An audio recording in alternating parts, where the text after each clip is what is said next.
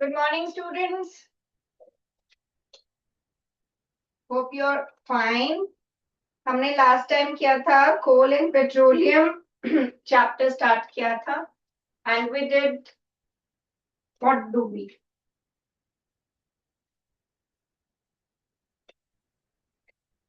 Okay, we did distillation, simple distillation, and we did destructive distillation of coal. Today we are going to do. Please settle down first, beta.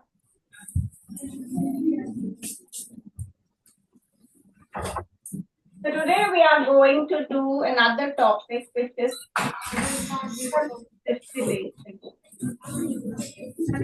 fractional distillation.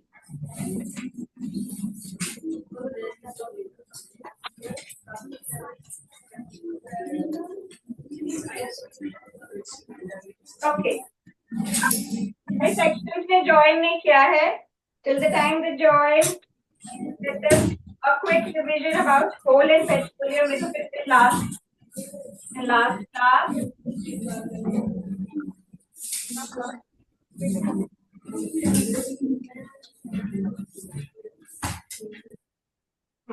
Listen to me.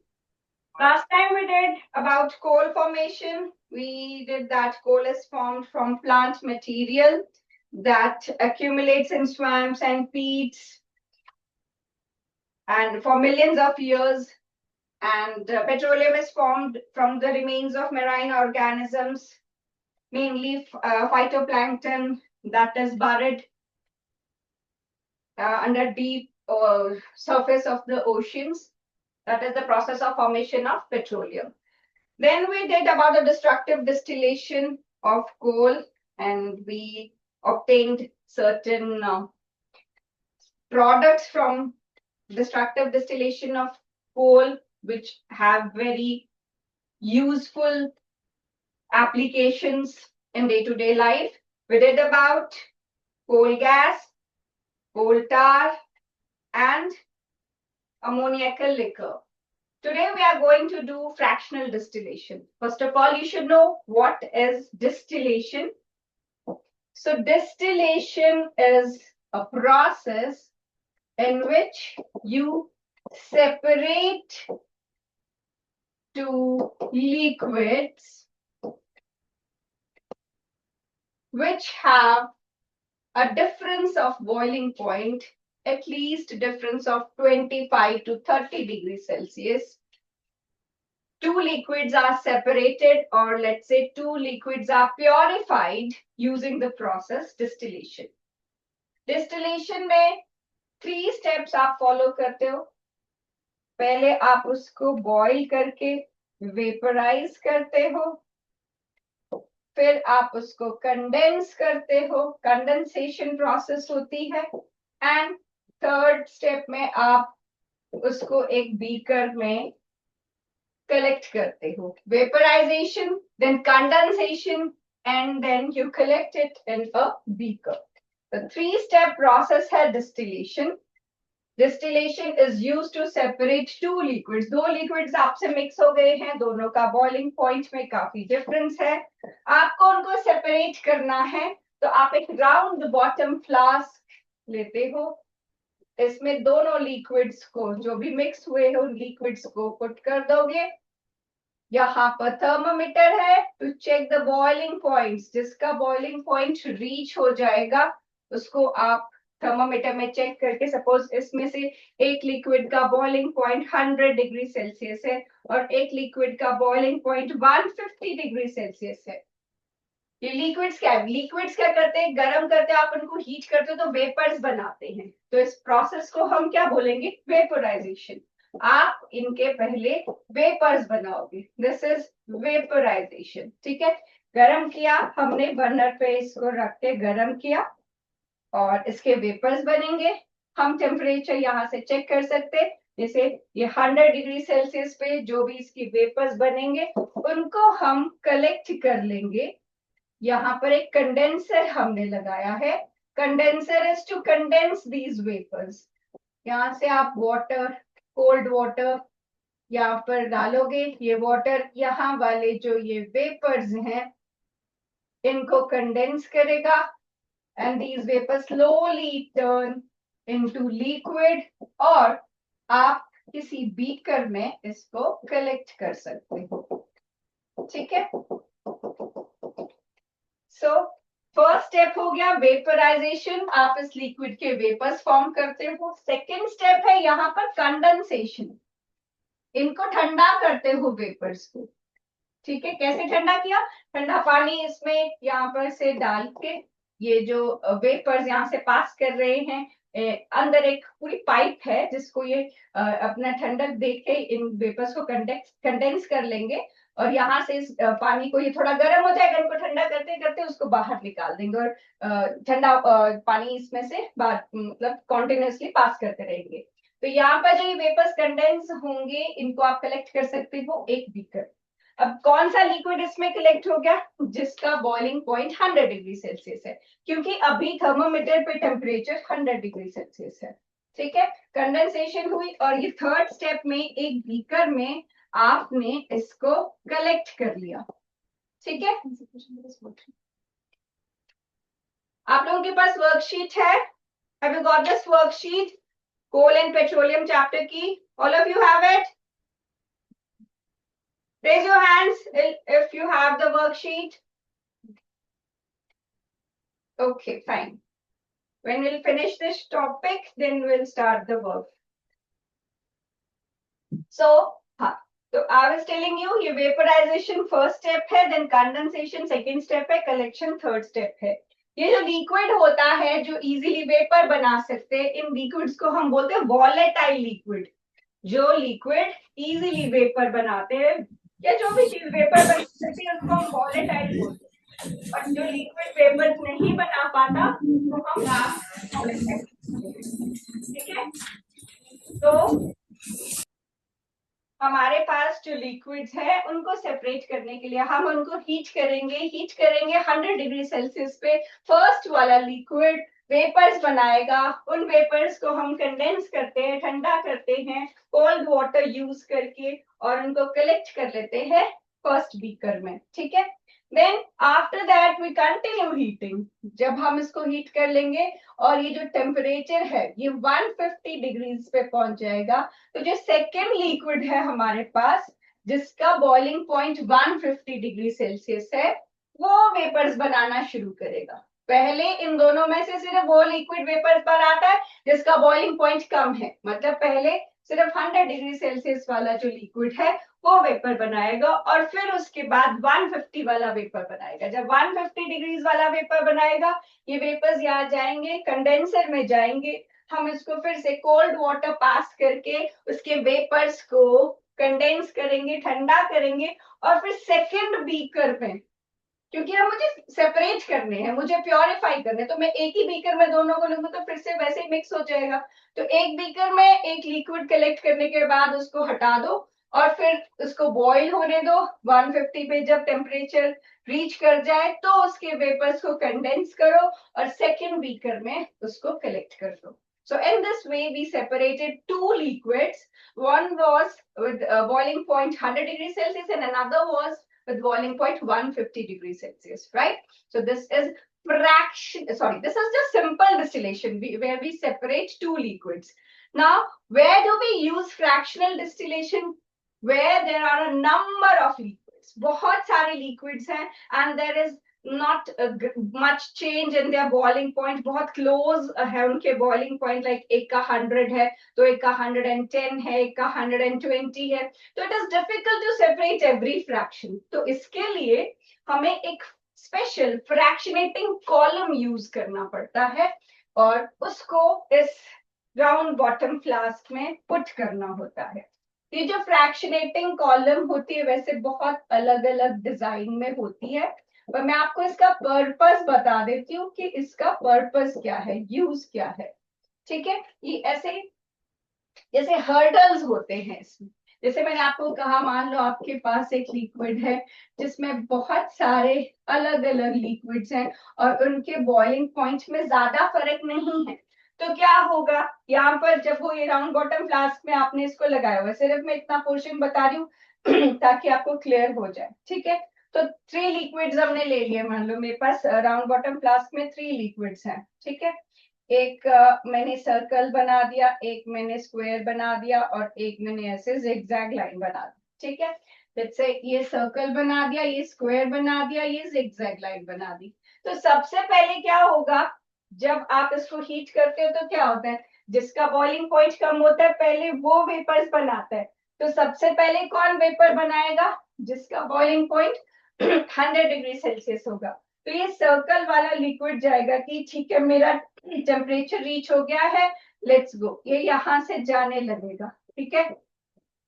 ये आ गया, यहाँ पर आगे condenser में इसको पास कर देंगे ताकि इसके जो इसको कलेक्ट कर सके कंडेंस करके 100 डिग्री सेल्सियस वाला।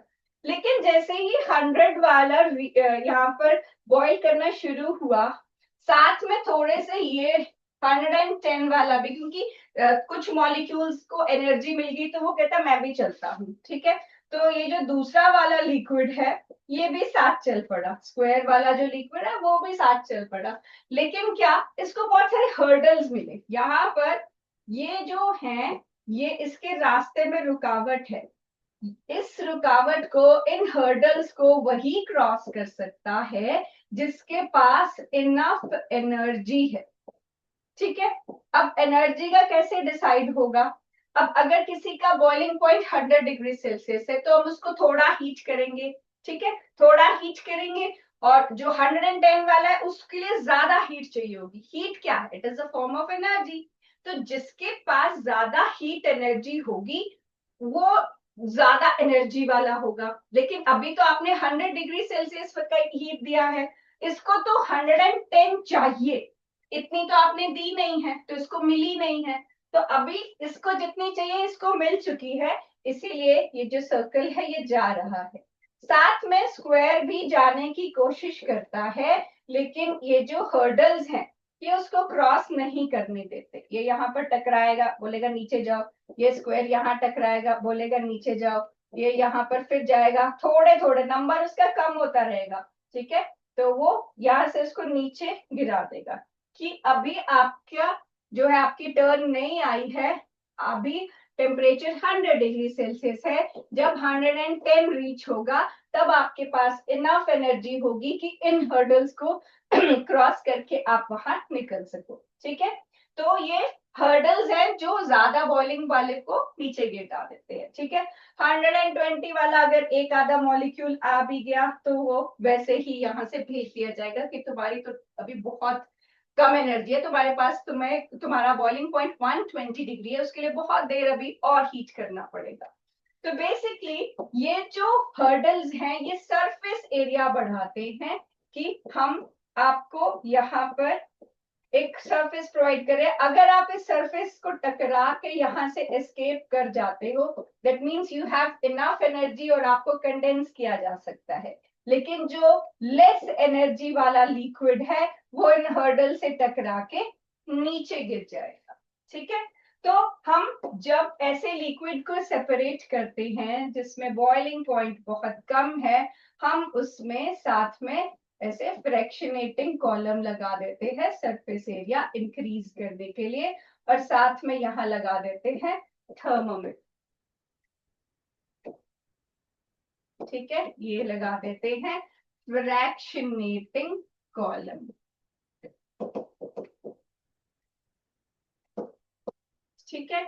और फिर इसके बाद यहाँ से फ्रैक्शनेटिंग कॉलम से ये कंडेंसर में इसको पास करेंगे जिसमें से ये वेपर्स कंडेंस करके लिक्विड में चेंज होंगे और उसको बीकर में हम कलेक्ट कर देते हैं।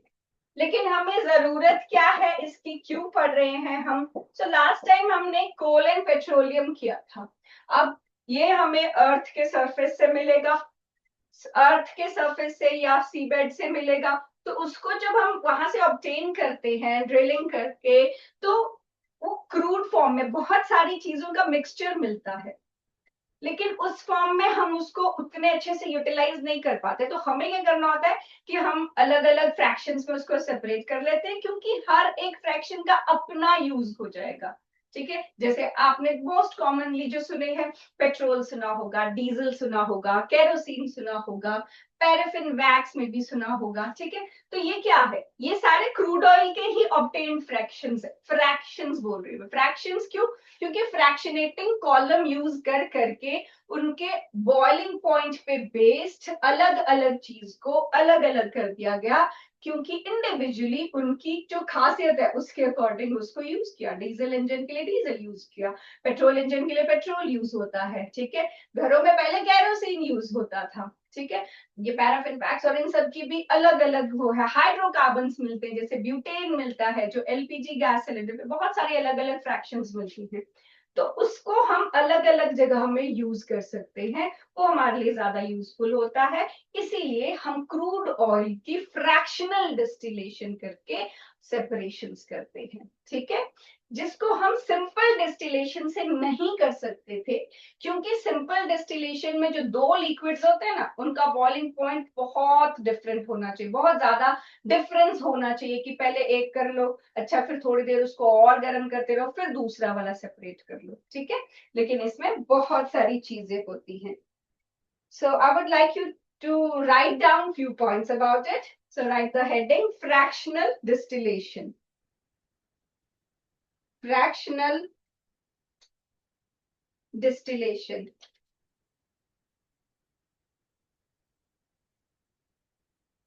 Write down everybody please.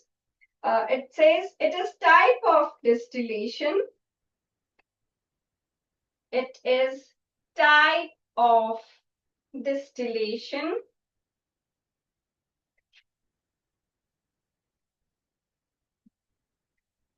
which involves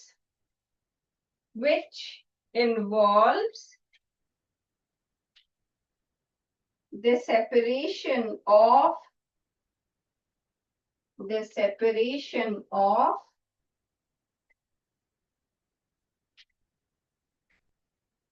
miscible liquids. Miscible means जो easily mix हो जाते हैं। ठीक है, miscible liquids, तो क्रूड ऑयल में तो सारे मिक्स्ड ही हैं liquids। ठीक है, so it involves the separation of miscible liquids. Second point you may write, it is the process by which refineries separate crude oil into different fractions. Right, एक process है जिसमें crude oil को आप बहुत सारी fractions में separate कर सकते हो।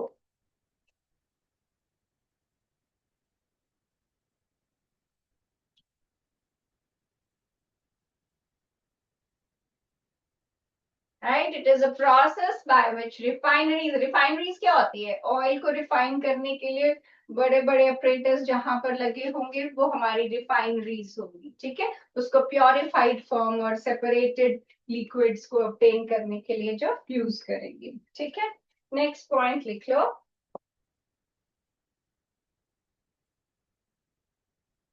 the process involves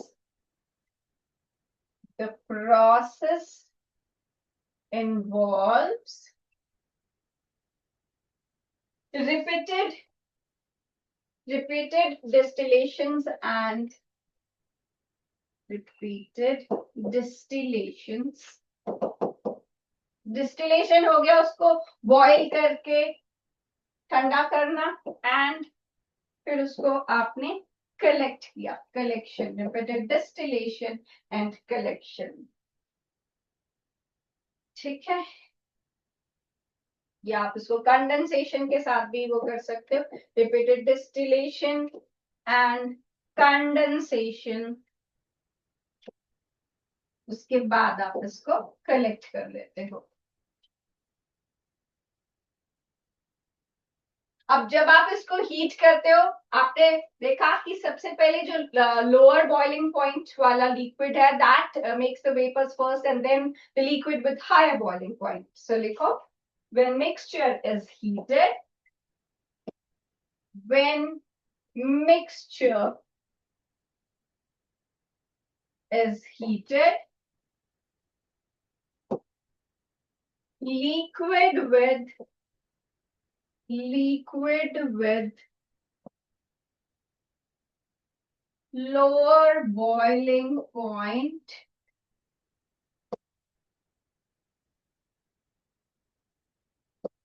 vaporizes first। जिसका कम होगा बॉइलिंग पॉइंट वो पहले वेपर बनाएगा, फिर उसको हम कंडेंस करेंगे और फिर एक बीकर में कलेक्ट कर लेंगे। ठीक है, okay. You still writing?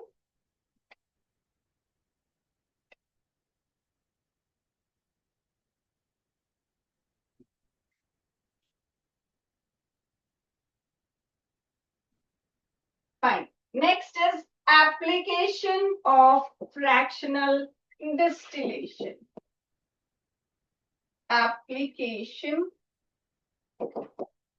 of fractional distillation.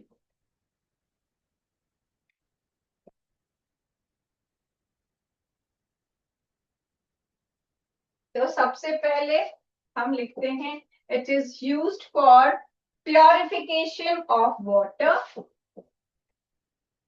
purification of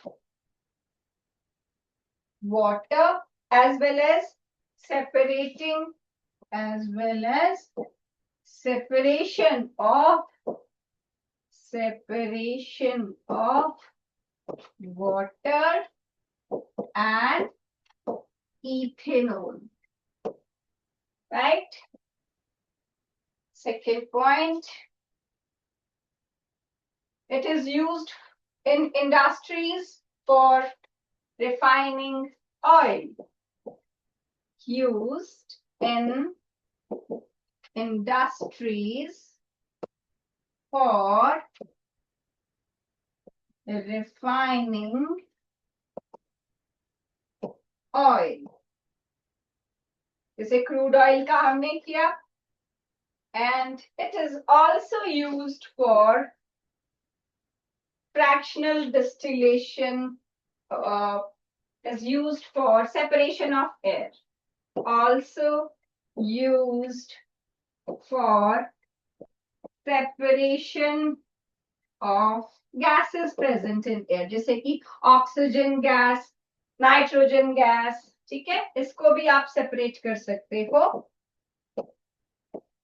using fractional distillation, N2O2 etc. ठीक है, तो हमने ऑयल रिफाइनिंग तो पढ़ा ही, साथ में हमने किया कि वाटर को प्योरीफाई करने के लिए या वाटर और इथेनॉल को सेपरेट करने के लिए भी हम फ्रैक्शनल डिस्टिलेशन यूज कर सकते हैं। और एयर में सबसे ज्यादा 78% तो नाइट्रोजन होता है, 21% ऑक्सीजन होता है, उनको सेपरेट करने के लिए भी हम फ्रैक्शनल डिस्टिलेशन को यूज कर सकते हैं। ठीक है, फिर नेक्स्ट हम लिख लेते हैं कंडीशंस। क्या कंडीशंस हैं, आपने ये लिख लिया? Is anybody still writing? Raise your hands if anybody is still writing. Done it? Okay. Let's move to the next topic, which is conditions. Not topic, the subheading. You can write conditions of fractional distillations. क्या conditions हैं जिसमें आप fractional distillation को carry कर सकते हो?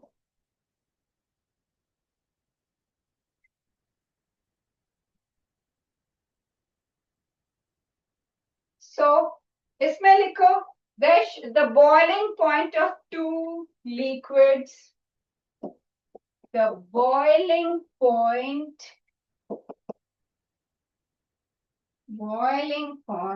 of two liquids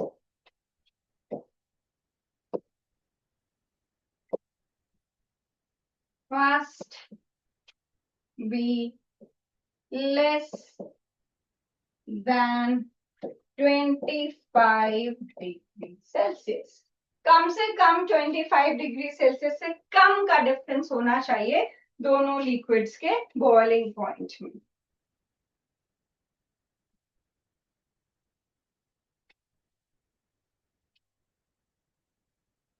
ठीक है।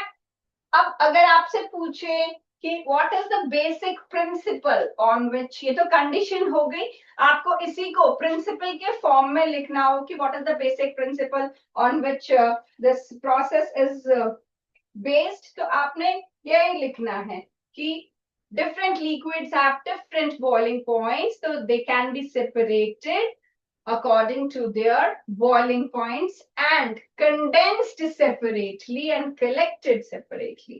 ठीक है, बिकॉज जो आपका जैसे बहुत बड़ा सा एक ऐसे सेपरेशन के लिए इन्होंने अलग अलग फ्रैक्शंस के लिए यहाँ पर सेपरेटिंग कॉलम लगाया होता है, जिसमें कितना डिफरेंस है बॉइलिंग पॉइंट का।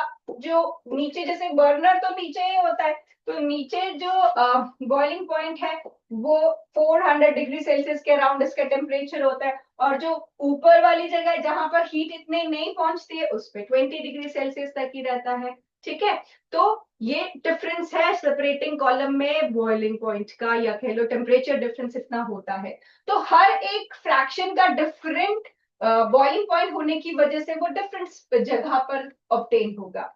जैसे कि अगर आपके पास जो हाइड्रोकार्बन्स हैं, गैसेस हैं, ब्यूटेन हो गई, प्रोपेन हो गई, वो आपको टॉप पे मिलेंगी क्योंकि इनका जो बॉइलिंग पॉइंट है वो कम है। उसके बाद आपको मिलेगा पेट्रोल, उसके बाद आपको मिलेगा केरोसिन। ठीक है, उसके बाद आपको मिलेगा डीजल, फिर आपको मिलेगा फ्यूल ऑयल, और नीचे आपको मिलेगा यहाँ पर lubricating oil and paraffin wax, lubricating oil and paraffin wax.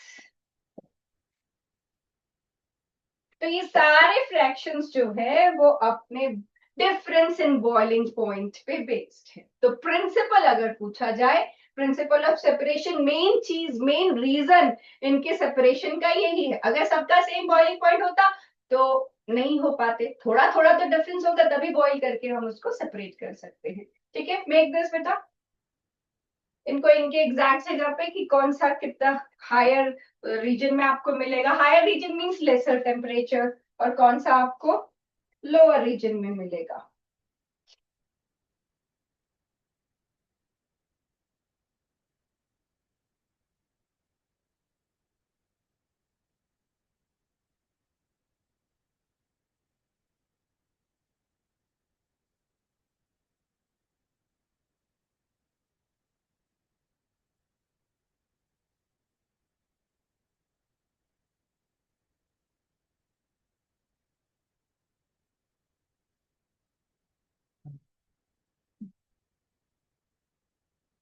Okay, बना लिया आपने? Done, fine, take out your assignments then. हम असाइनमेंट्स में से कुछ क्वेश्चन कर लेते हैं अभी।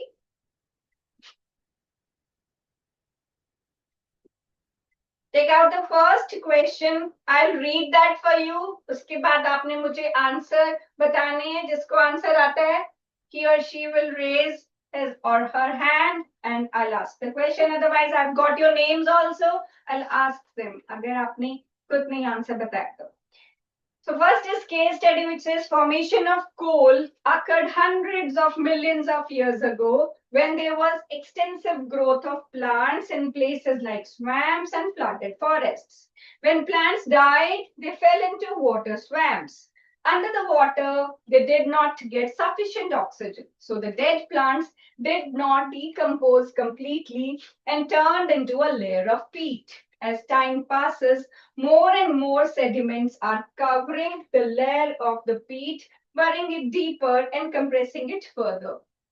जो हमने लास्ट टाइम किया था कि जो भी डिकेइंग ऑर्गेनिजम्स हैं वो सारे बरी हो जाते हैं अर्थ क्रस्ट में, और उसके बाद बहुत सारे मिलियंस ऑफ ईयर्स के बाद they get converted into coal. The initial disintegration and decomposition of organic matter was brought about by the action of bacteria and other microorganisms forcing out the moisture and reducing the volume of the peat. As it got buried deeper, the high pressure and temperature turned into different coal forms depending upon the carbon content, water content and density. ठीक है, जो surface पे ही होंगे वो तो थोड़े decompose हो जाते हैं, जो और ज्यादा नीचे वाली लेयर में होंगे वो थोड़ा और बड़ी होके उसका फिर वो फॉसिल फ्यूल्स और फिर कोल पेट्रोलियम ये सब बनता है. Okay, first question is which organisms form coal? Who knows the answer? Raise your hand. Which organism form coal? क्या चीज बनाती है कोल? Don't worry, आप easily अपना बताओ, जिसको भी बताना है answer. Be free to answer. मैं कोई डांट थोड़े ना रही हूँ, गलत होगा तब भी कोई बात नहीं. जैसे अपनी क्लास में पार्टिसिपेट करते वैसे बताओ कि मैम मुझे बताना है. So tell me which organisms form coal? Who would answer? कोई वॉलंटियर नहीं कर, फिर मुझे नेम्स बता पूछ के वो करना पड़ेगा. Okay, was Avneet Kaur, Lotus class, yes.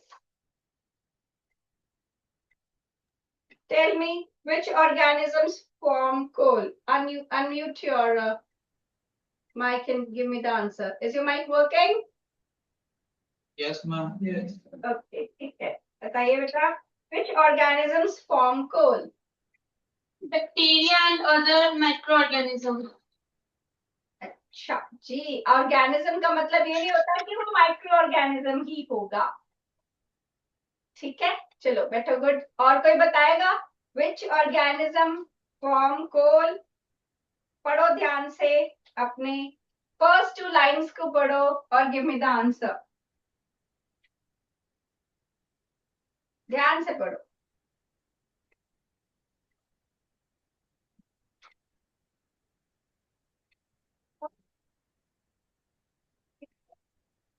उस आकाशदीप सिंह, रोज, what do you say, section or the class, whatever. Akashdeep.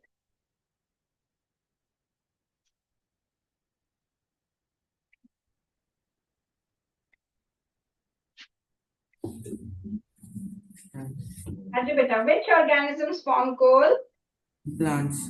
Plant, animal, to be dead, decaying matter है, that forms coal. Very good. Please good.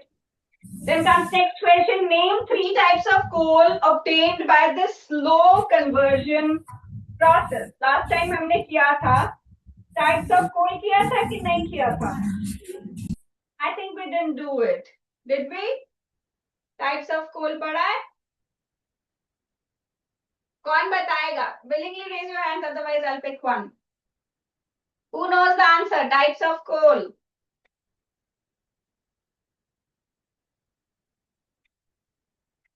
Anybody knows the answer? Raise your hand. चाहे आपने नहीं बताना है. Who knows the answer? Don't tell me fine, but who knows the answer? Raise your hands. Who knows the answer at least? Nobody. Okay, then write down types of coal. लिखो बेटा. इसको थोड़ा detail में लिख लेते हैं. Types of coal. और साथ में हम लिख लेंगे उसका कार्बन कंटेंट एंड हम लिख लेंगे उसका यूज एंड हम लिख लेंगे उसकी अवेलेबिलिटी, ताकि आप थोड़ली इसको समझ सको क्या क्या है ये. फर्स्ट टाइप इज पीट, जिसमें लो कार्बन कंटेंट होता है and this is least efficient. इसका कुछ खास यूज नहीं हो पाता इसी वजह से, because it is least efficient and होता ये काफी है. अवेलेबिलिटी इसकी काफी ज्यादा है, so we can say it is abundant. ठीक है.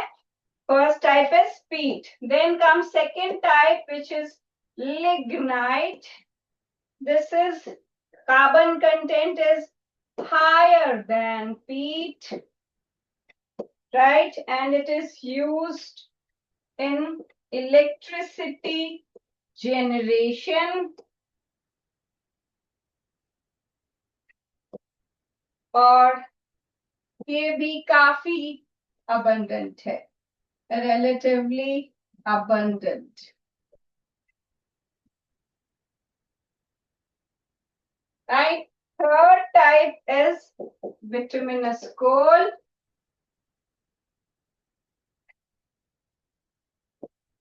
This carbon content is higher than lignite, and it is used for steel production. Steel production, and it is also widely available, right? And fourth one is anthracite. Carbon content इसमें है highest, and it produces most of energy, and जो इसकी availability है, that is less. It is less abundant, right? So ये type of coal आपको बहुत commonly asked question है. Peat, lignite, bituminous coal, and anthracite. और carbon content you should know. सबसे ज़्यादा carbon content is in anthracite और सबसे least carbon content is in peat, right?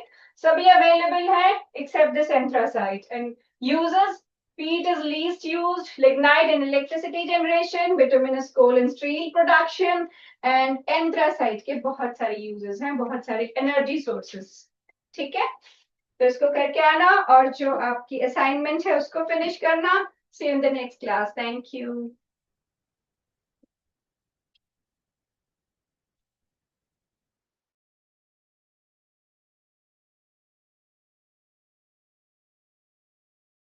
Okay, fine. I'm reading the question.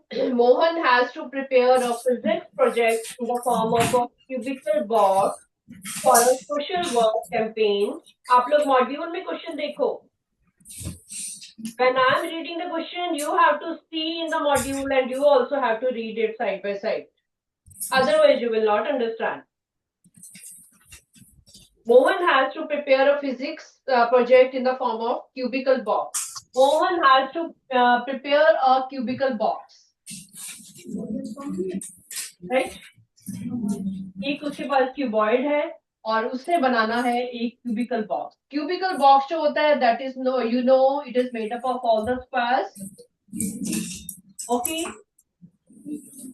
This is cubical and this is cuboidal. You know these shapes, these are new for you. Okay. This is cubical shape, this is cuboidal shape.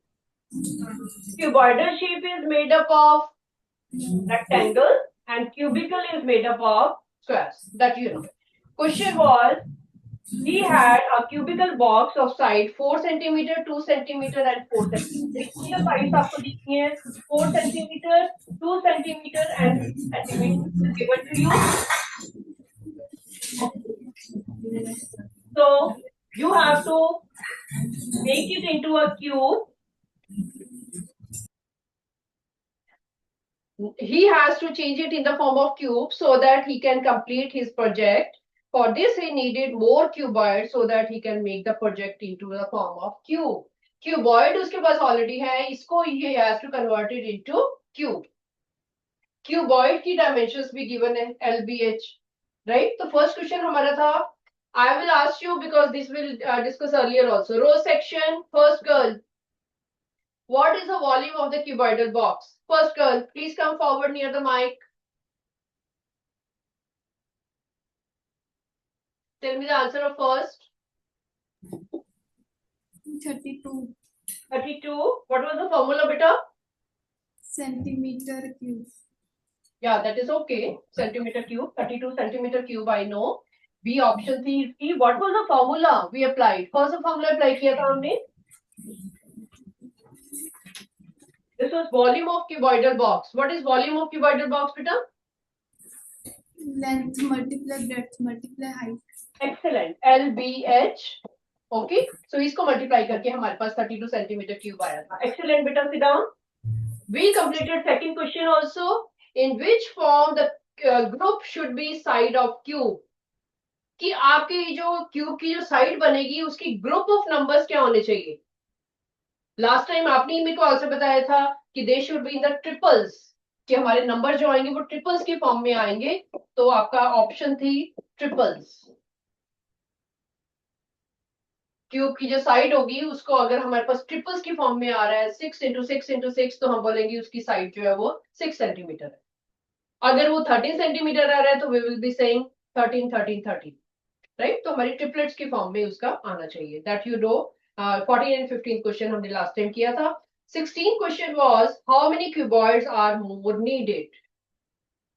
We were doing this question. Okay. So I want to revise it once more. How many cuboids are more needed, कि हमने इसको cuboid को cube की shape में बनाना है तो हमें और कितने क्यूबॉइड चाहिए. तो पहले तो इसका फॉर्मूला लिख लो कि number of cuboids needed, number of cuboids. आपके माइंड में जब फॉर्मूला होगा then you will be finding it easily.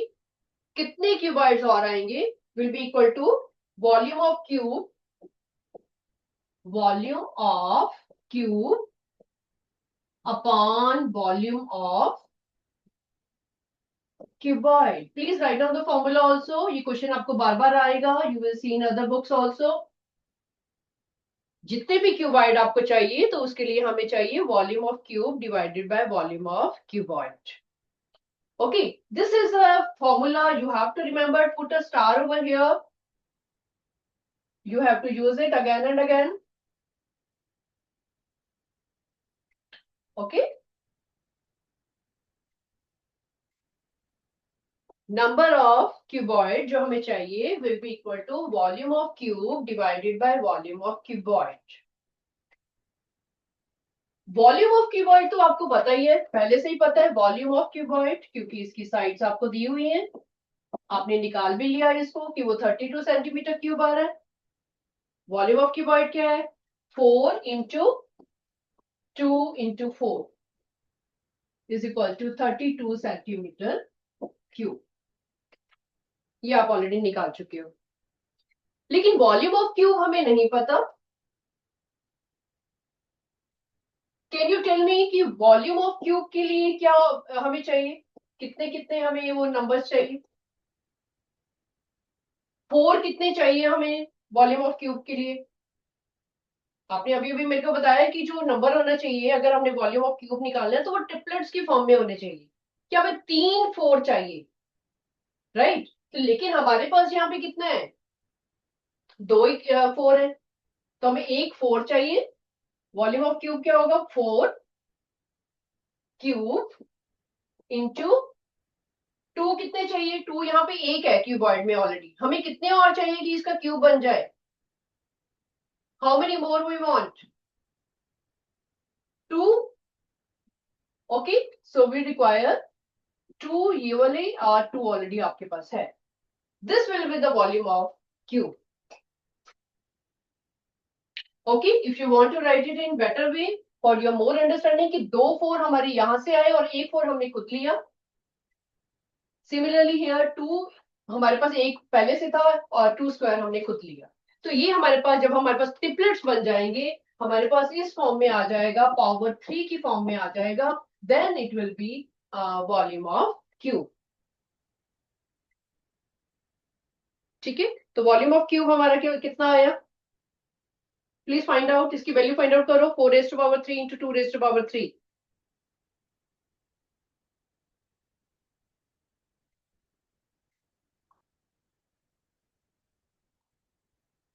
जल्दी से everybody.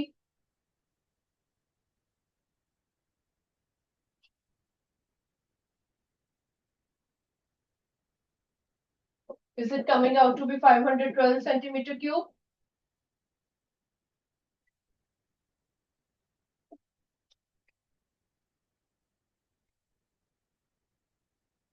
Raise your hand into 512 आ रहे हैं. Excellent, excellent. Number of cuboids निकाल लो जल्दी से. By the formula which I gave you, it was 512 upon 32. You can find number of cuboids.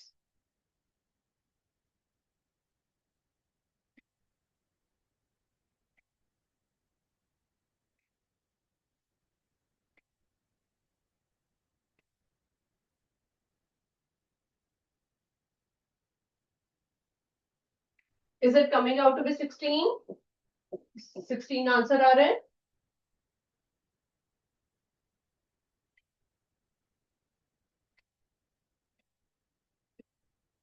For getting 16 हाथ खड़ा कर लो. Very nice. So this was the option. आपकी C option है बेटा इसमें. 16 की आपकी C option आ रही है. You can mark it in the module. Anything you want to understand in this question? This was little difficult, different also, important also. Anything you want to ask in this question? I'm revising once more. कि आपको cuboid already दिया हुआ था. Cuboid के आपने formula से उसका volume निकाला था, LBH निकाल के. उसके बाद हमने निकाला था वॉल्यूम ऑफ क्यूब. क्यूब कहां से आएगा? हमने खुद अपने आप इनको क्यूब की फॉर्म में बनाया. 4 को क्यूब की फॉर्म में लिखा, 2 को क्यूब की फॉर्म में लिखा. हमें यहाँ पे 2 और 2s चाहिए थे. ओके. और यहाँ पे हमें एक 4 चाहिए था, जिसकी वजह से हमारे पास एक क्यूब बन जाता और हमने वॉल्यूम निकाल लिया 512. Okay, so that's why you have divided and found the answer. And next question is, how can we change cuboid into cube? कैसे चेंज किया हमने? आपके पास तो क्यूबॉइड गिवन था, उसका वॉल्यूम भी निकाला, फिर उससे क्यूब कैसे आया? How will you tell me cube कैसे बना? Row section, Baljeet Kaur.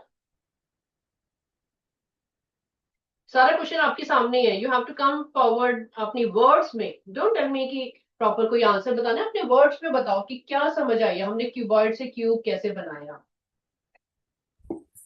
by adding more cubes. By adding more cuboids. Okay. कौन से क्यूबॉइड ऐड किए हमने? किससे मल्टीप्लाई किया? 32 को हमने किससे मल्टीप्लाई किया?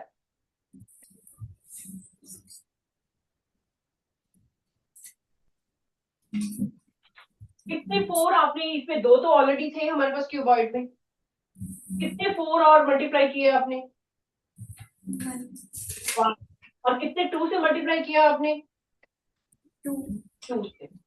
हमें 2 जो नंबर था वो 2 चाहिए थे और 4 जो नंबर था एक और चाहिए था क्यूब बनाने के लिए. तो हमने जब उससे मल्टीप्लाई किया तो हमारे पास वो क्यूब बन गया. वेरी गुड बेटा, sit down. Very good. And now I will be telling you how to write it smartly. Okay. इसका आंसर आप नाइसली कैसे लिखोगे? बाय मल्टीप्लाइंग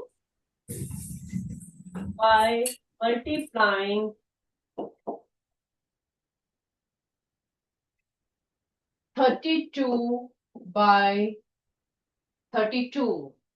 32 हमारे पास ऑलरेडी था. सेंटीमीटर क्यूब भी लिख लो इसको और क्लैरिटी हो जाएगी. बिकॉज यू नो कि हमने 32 सेंटीमीटर क्यूब हमने ऑलरेडी निकाला था. बाय किससे मल्टीप्लाई किया हमने? हमें कितने 2 हमने लिए?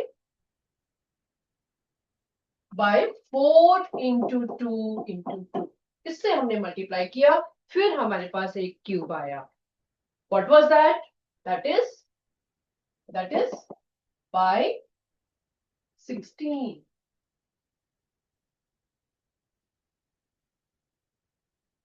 ठीक है. जब आपको समझ आ जाए कि आप और भी शॉर्ट फॉर्म में इसको लिख सकते हो. अभी I am writing in detail because आपको अंडरस्टैंडिंग हो जाए. और सेकेंडली आप जब रिवाइज करोगे next time, you will understand in your own writing कि कैसे 16 आया था.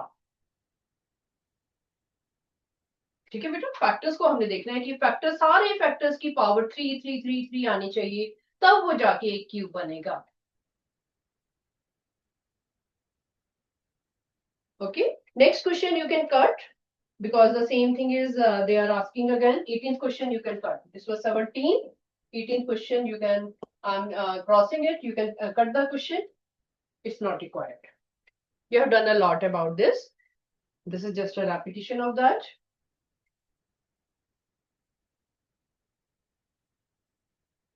Okay, your cube module is done now. It is completed. Anything you want to ask in cube? Okay, I want to ask you कि किनको cube वाला chapter square root से भी simple लगता है? Who find it simpler कि cube वाला chapter square root से भी simple है? हाथ खड़े करो. स्क्वायर रूट में तो आपको बहुत सारी कैलकुलेशन करनी पड़नी थी कि पहले लॉन्ग डिवीजन किया, कभी प्राइम फैक्टराइजेशन किया, सो मेनी रूल्स अप्लाई किए आपने. किया हुआ है ना आपने स्क्वायर रूट वाला चैप्टर? Raise your hand. किया हुआ है ना? Yes yes. आपको क्या क्यूब वाला चैप्टर ज्यादा इजी लगता है स्क्वायर रूट वाले से? यस, काफी बच्चों को इजी लगता है. क्यूब में तो बहुत छोटा सा काम करना है, हमने सिर्फ फैक्टराइजेशन करके 3 के पेयर बनाने हैं, हमारा काम हो जाता है. That's it. चैप्टर भी छोटा है. Very good, hands down.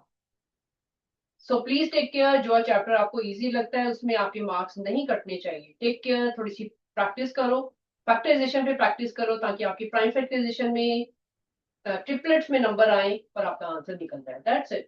Cube root में और कुछ करना ही नहीं. ठीक है. ये स्टेटमेंट क्वेश्चन थोड़ा सा सोचने वाला था जो मैंने अभी करवाया आपको केस स्टडी. अदरवाइज तो क्वेश्चन बहुत सिंपल है सारे आपके. Okay, today we will be discussing more about algebraic expression के बारे में थोड़ा डिस्कस करेंगे. Module is not with you but you have to recall. आपने 7th क्लास में भी किया हुआ है square and square sorry algebraic expression. ठीक है. I want to ask you one thing बेटा. Please listen to me very very carefully. जो चैप्टर आप अभी करने वाले हो आपके आगे सारी क्लासेस में यूज होने वाला है. You should have deep knowledge about every word of the chapter कि क्या क्या वर्ड हम यूज कर रहे हैं. First of all I want to ask you, आपने एक्सप्रेशन के बारे में सुना हुआ है जिसको हम algebraic एक्सप्रेशन बोलते हैं, और आपने पॉलिनोमियल के बारे में भी सुना हुआ है. आपने 7th में देखा होगा कि चैप्टर में कभी कभी पॉलिनोमियल वर्ड यूज कर देते हैं, कभी कभी algebraic एक्सप्रेशन वर्ड यूज कर देते हैं. Why it is happening like that? Why? What is the difference between algebraic expression and polynomial?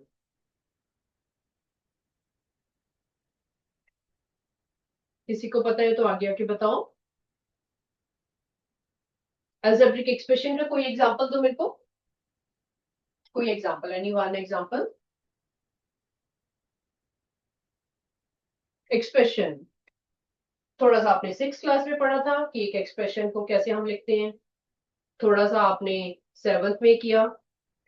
algebraic expression का आपने चैप्टर किया था जिसमें आपको बताया गया था कि वेरिएबल होना चाहिए, उसमें टर्म्स होती हैं, उसमें फैक्टर्स होते हैं, मोनोमियल होती है, बाइनोमियल होती है. सारा पढ़ा है ना आपने? Okay, then listen to me. मैं आपका डाउट क्लियर करना चाहती हूँ और मुझे पता है कि कई बच्चों को जिनको पता होगा भी ना उनको भी थोड़ा सा माइंड में डाउट हो रहा होगा कि 7th में तो आपको बताया गया होगा कि सेम ही चीज होती है, एक्सप्रेशन और पॉलिनोमियल में कोई डिफरेंस नहीं होता. But in 8th class there is a peculiar difference between them which you have to see it very clearly in every question. You know algebraic expression में हम कभी कभी इसको -3x + 5 लिख देते हैं, कभी कभी हम लिख देते हैं 5x² -9x + 2. ये सारी एक्सप्रेशंस हैं आपकी. कभी कभी हम लिख देते हैं कि 3x⁻⁻1 + 5y. ये भी एक एक्सप्रेशन है. These are all expressions जिसमें आपके पास वेरिएबल है, इंटीजर है, प्लस का साइन है, माइनस का साइन है और साथ में आपकी वेरिएबल्स की पावर चल रही है. कहीं पे आपकी पावर 1 है, कहीं पे 2 है, यहाँ पे 1 है, यहाँ पे -1 है, y की पावर 1 है. पर power could be any power. It could be like this also. Like if I say 9 by y plus 2, this is also an expression. क्योंकि आपको इसमें वेरिएबल भी दिख रहा है, नंबर भी दिख रहा है, एडिशन का साइन भी दिख रहा है. This is also an expression. लेकिन ये सारी की सारी जो एक्सप्रेशंस है, ये सारी पॉलिनोमियल नहीं है. ओके, कौन सी पॉलिनोमियल है? लेट अस सी. पॉलिनोमियल में क्या क्या होना चाहिए? पॉलिनोमियल में आपके पास कैसी एक्सप्रेशन होनी चाहिए? An expression with variable. पहले अंडरस्टैंड कर लो, बाद में इसको लिख लेना. With variable having only positive power. Only positive power. अगर आपके पास कंडीशन आ गई एक छोटी सी कि अगर आपके पास सिर्फ पॉजिटिव पावर्स हैं, फॉर एग्जांपल फर्स्ट वाला, सेकंड वाला, ये दोनों आपके पास क्या होंगी? एक्सप्रेशन भी होंगी और पॉलिनोमियल भी होगी. बट ये पॉलिनोमियल नहीं होगी. व्हाई? बिकॉज पावर इसकी -1 आ गई. और यहाँ पे पावर क्या आ गई? अगर मैं इसको लिखूंगी एक्सपोनेंशियल में, आपने पढ़ा है पावर एंड एक्सपोनेंशियल में कि डिनोमिनेटर में जो y होता है उसको हम इस फॉर्म में लिखते हैं. So this is also not a polynomial. Okay, please right it down now. You can write down. यहाँ पे आपने पॉलिनोमियल के नीचे लिखा expression with variable having only positive power.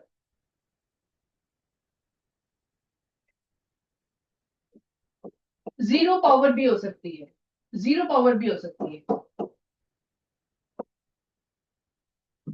Right? तो इसका आप एग्जांपल लिख सकते हो यहाँ पे. You can write the example. It could be your only 12, जिसको हम कांस्टेंट पॉलिनोमियल बोलेंगे. इसको you can write it as 3x² plus 7. You can write it as one more example, -9y² plus 5y plus 1. Positive positive power, हर एक variable की आपको positive power दिख रही है, इसलिए इसका नाम है पॉलिनोमियल. जो अलजेब्रिक एक्सप्रेशन होती है उसमें power could be any. Fraction भी हो सकता है, नेगेटिव पावर भी हो सकती है, पॉजिटिव भी हो सकता है, whatever.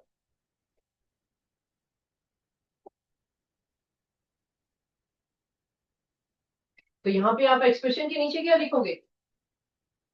An expression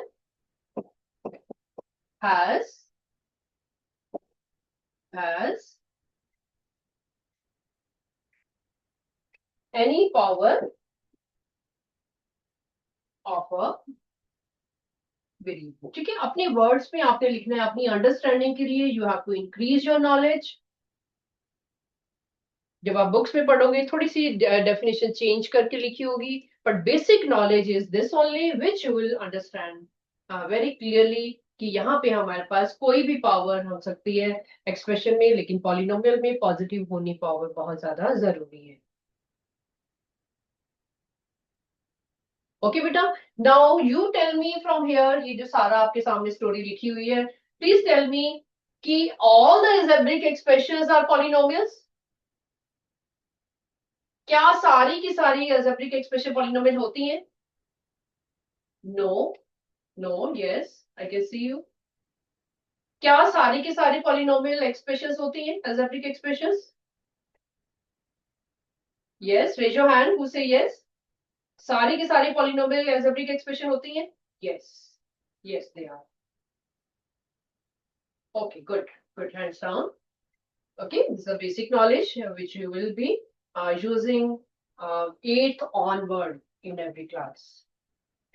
Okay, now what is more to understand about this? आपके algebraic expression की आपको जो मॉड्यूल मिलेगा हम क्वेश्चंस तो करेंगे ही. What is the important thing you want to know about this? कि एक algebraic expression में an algebraic expression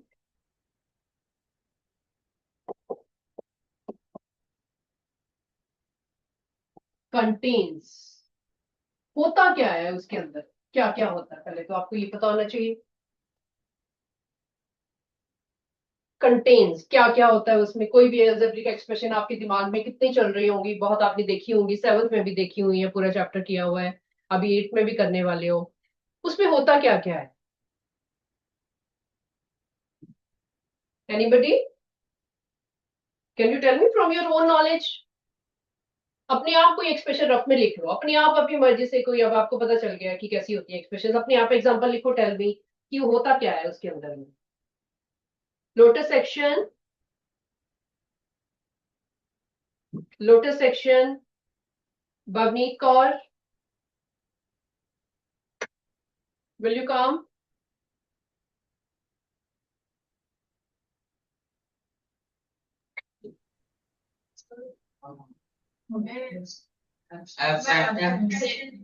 हाँ जी बेटे, क्या क्या होता है उसमें, मैम एब्सेंट है।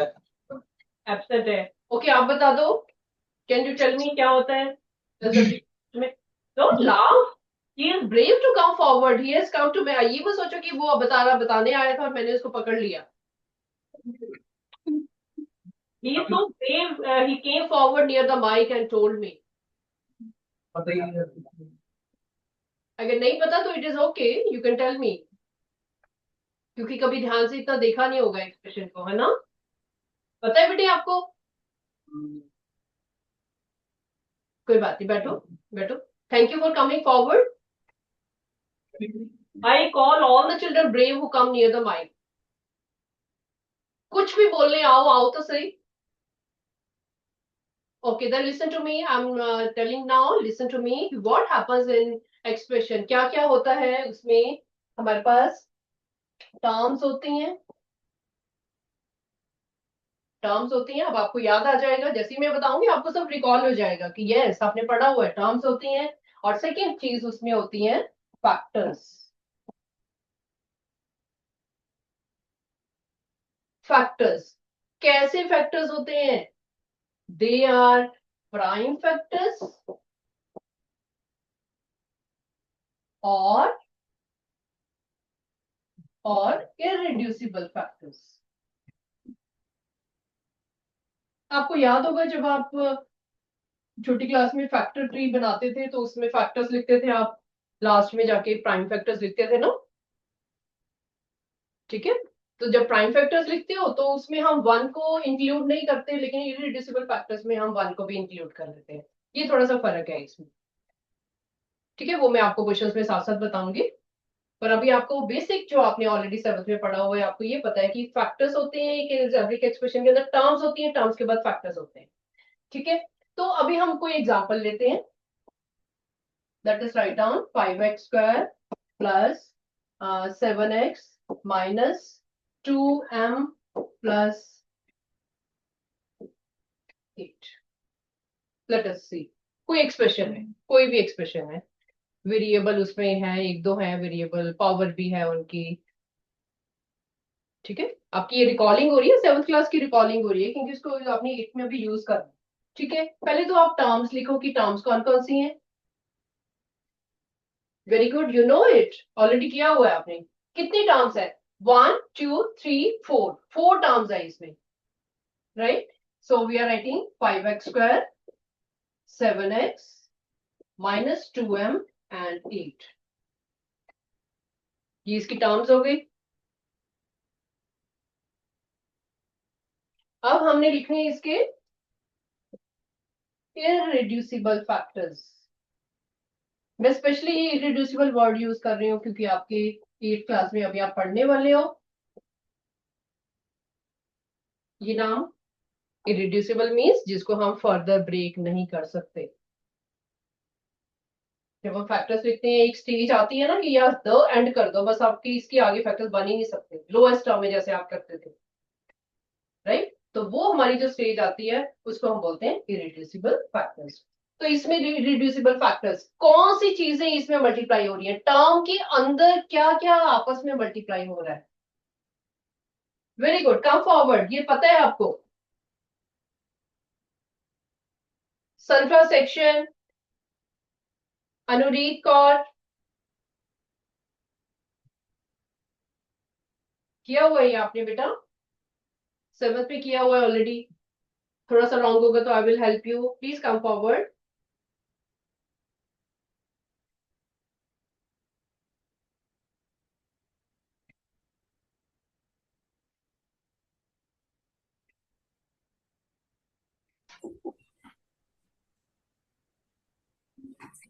एक टर्म के अंदर क्या क्या आपस में मल्टीप्लाई हो रहा है वो हमने यहाँ पे लिखना है। Can you tell me? X multiply X. Yes, x multiply by x और 5 multiply. Yes, very good. Second भी बता दो इसमें। 7 multiply X. एक्सीलेंट। अगला -2 multiply X. -2 multiplied by m. This is m here. Okay. And 8 का Only 8. only 8 irreducible factors, इसके 8 ही रहेगा, अकेला 8 ही है वो। ठीक है, उसको हम फर्दर ब्रेक कर सकते हैं अगर वो पूछे तो, लेकिन अभी हम टर्म्स के फैक्टर्स लिख रहे हैं तो अभी इसको 8 ही रहने देंगे। ठीक है, ओके गुड बेटा, सिट डाउन। एक और एग्जांपल लिखो। अभी मैं आपको डिफरेंस बताना चाहती हूँ कि दोनों में डिफरेंस क्या है। Write down one more example. It is 5x square minus x plus 8। छोटा सा मैंने एग्जांपल लिया है। 8 को आप छोटा नंबर भी ले सकते हो। टेक इट एज,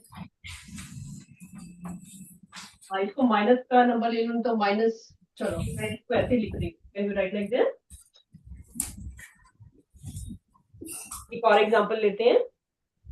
ठीक है, कि टर्म्स कौन कौन सी आपस में प्लस हो रही है, टर्म्स में क्या क्या आएगा अपने आप लिखो। राइट डाउन योरसेल्फ, फिर आप चेक करना यहाँ से बोर्ड से। Use your own mind. अब मैं इरिड्यूसिबल फैक्टर्स नहीं लिख रही हूँ, I am writing here factors only, जिसका मतलब है इरिड्यूसिबल। अंडरस्टूड है? समझ लो कि 8th क्लास में आपने इरिड्यूसिबल के बारे में ही पढ़ना है। इवन इफ ओनली फैक्टर्स लिखा हो तो भी उसका मीनिंग है irreducible factors. Okay, do it on your own, then you will check from the board. मैं अभी आंसर लिखूंगी इसके। वेरी गुड, अपनी नॉलेज से लिखो।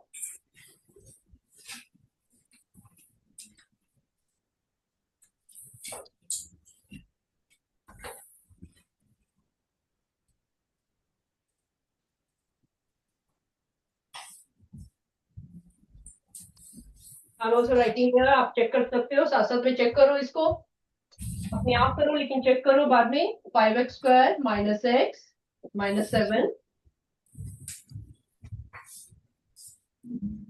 टेक केयर बेटा, हम जब एक्सप्रेशन में बात करते हैं, एक्सप्रेशन में जो टर्म्स होती हैं आपस में प्लस होती हैं। इवन इफ वहां पे नेगेटिव साइन है तो नेगेटिव साइन क्या हो रहा है, वो भी प्लस हो रहा है इसमें। माइनस वो बाद में बना है, माइनस एक्स इसमें प्लस हो रहा है actually. That's why minus x को ऐसे टर्म लिखना बहुत जरूरी है। So here you know it is 5 into x पुराने वाला ही है, जैसे आपने पहले बताया था। Here it is minus x. आपके जो अल्फाबेट्स होते हैं ABCD वो माइनस नहीं होते हैं। माइनस कौन होते हैं? इंटीजर्स। तो आपने इसको लिखना है -1 into x। सेपरेट करो उनको। x is not an integer, x तो वेरिएबल है, उसका साइन नहीं चेंज होगा। -1 उससे मल्टीप्लाई करके उसको -x बना रहा है। तो -1 into x are the factors of -x. Similarly here -7 will be -7 because -7 itself is an integer. जो खुद इंटीजर है वो तो अकेला रह सकता है, लेकिन जब नेगेटिव वेरिएबल के साथ है we have to separate them. बहुत बार आपका आएगा ऐसा वाला भी क्वेश्चन कि हमने टर्म के अंदर जब फैक्टर्स ढूंढने हैं तो वेरिएबल से हमें उसको अलग करना।